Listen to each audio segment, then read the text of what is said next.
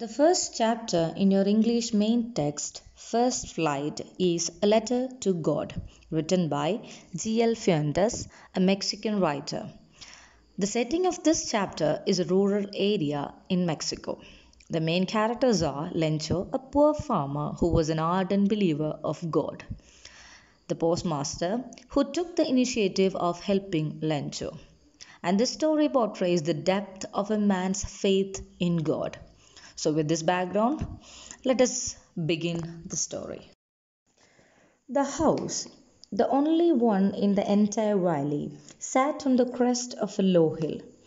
From this height, one could see the river and the field of ripe corn dotted with flowers that always promised a good harvest.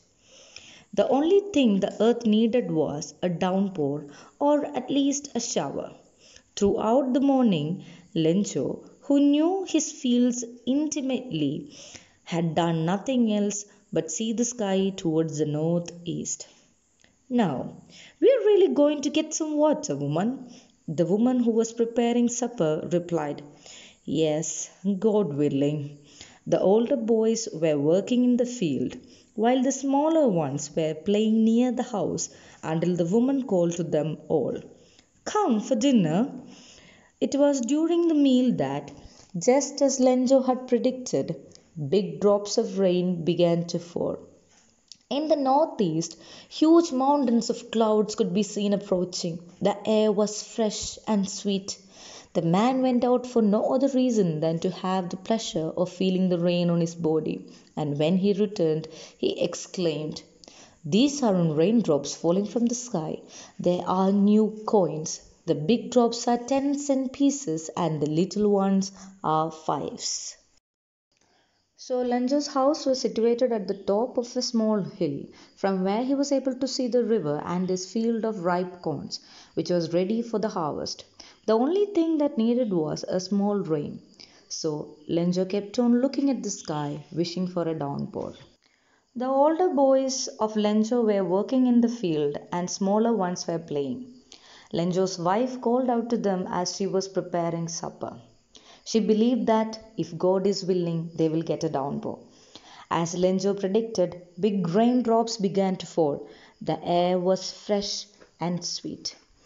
He went out to feel the rain on his body. He compared the big raindrops to 10-cent pieces and little ones to 5-cent pieces. He was very happy at that moment. So, as we know, Lenjo's crops were ready for the harvest, and the only required thing for him was a downpour. And after that downpour, he was thinking that he'll be able to sell the corn and get some money for himself and his family for the rest of the year. And that is the reason why he compares the raindrops to coins. Do you understand? With a satisfied expression, he regarded the field of ripe corn with its flowers, draped in a curtain of rain. But suddenly a strong wind began to blow, and along with the rain, very large hailstones began to fall. These truly did resemble new silver coins. The boys, exposing themselves to the rain, ran out to collect the frozen pearls. It's really getting bad now, exclaimed the man. I hope it passes quickly. It did not pass quickly. For an hour the hail rained on the house, the garden, the hillside, the cornfield, on the whole valley. The field was white as if covered with salt. Not a leaf remained on the trees. The corn was totally destroyed. The flowers were gone from the plants. Lencho's soul was filled with sadness. When the storm had passed, he stood in the middle of the field and said to his sons, A plague of locusts would have left more than this. The hail has left nothing. This year we will have no corn. That night was a sorrowful one. All our work for nothing. There's no one who can help us. We will all go hungry this year. Lenzo became satisfied at the sight of rain covering the ripe cornfield like a cloth. But his happiness didn't last long, as a strong wind began to blow, along with hailstones. They resembled like silver coins because of its white color and heaviness. His sons ran out to collect the hailstones while he was concerned about the new situation in hand. Though Lencho wished the storm to pass quickly, it lasted for a long time. His fields, once filled with ripe corns, was destroyed. Instead of corns, the field now looked like a field of white salt. Lenzo is heartbroken by this sight.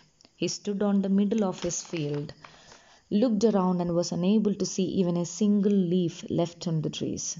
He told his sons that a plague of locusts would have left more than this hailstorm. Here, a plague of locusts means a group of the insect called locust, which usually feeds on the crop. So here, Lenzo is saying that the hailstorm had done worse than a swarm of locusts. Due to this hailstorm, now they don't have anything for the rest of the year as they were dependent on the harvest. They felt helpless, and that night was a sad one for them. Now let us go through some words and their meanings. First, entire means completely. Second, valley, a low area of land between hills or mountains. Third, crest, a top of a mountain or hill. 4. Ripe, developed to the point of readiness for harvesting and eating. 5. Corn, a kind of grain. 6. Downpour, a heavy fall of rain. 7. Shower means drizzle. 8. Intimately, in a private and personal way. 9. Supper, an evening meal, typically a light or informal one. 10. God willing, by grace of God. 11. Predict, guess. 12. Approaching, coming close to someone or something. 13. Pleasure, a feeling of happy satisfaction and enjoyment. 14. Satisfied, pleased. 15. Expression, the action of making known one's thoughts or feelings. 16. Regard, consider or think of in a specified way. 17. Draped, covered with something, that is a cloth. 18. Curtain, a piece of material suspended at the top to form a screen. 19. Hailstones, palette of hails. 20. Resemble, have a similar appearance to or qualities in common with someone or something. 21. Exposing, making visible by uncovering it. 22. Frozen, covered or rigid with ice. 23. Quickly, at a fast speed. 24. Hillside, inclined side of hill. 25. Destroyed, ruined. 26. Plague, an unusually large number of insects infesting a place and causing damage. 27. Locust, insects which fly in big swarms or groups and destroy crops.